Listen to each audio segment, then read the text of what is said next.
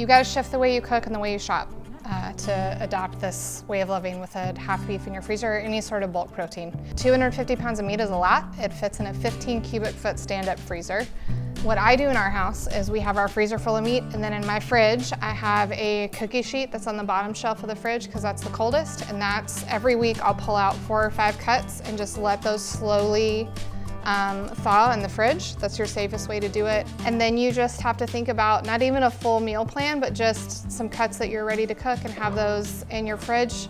And then your fridge really becomes your own meat counter at your grocery store. So if you go to cook a meal, you see that you've got some ground beef to cook, you've got a steak to cook, maybe you have a roast you want to slow cook or put it in your crock pot if you're having a busy day. You're just taking yourself one step up that supply chain and using that for yourself.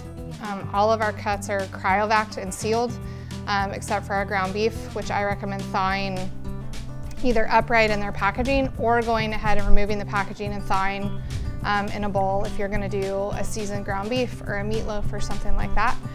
I was asked earlier what the most popular cut in our house is, and it is our ground beef patties that we'll cook up in mass and leave them in the fridge, and our kids call them meat cookies, and we'll pull them at all points and eat meat cookies all week long. They'll eat a ground beef patty with just brown gravy on the top and a green vegetable on the side. It's their all-time favorite meal, and that can be done. You can cook them from frozen.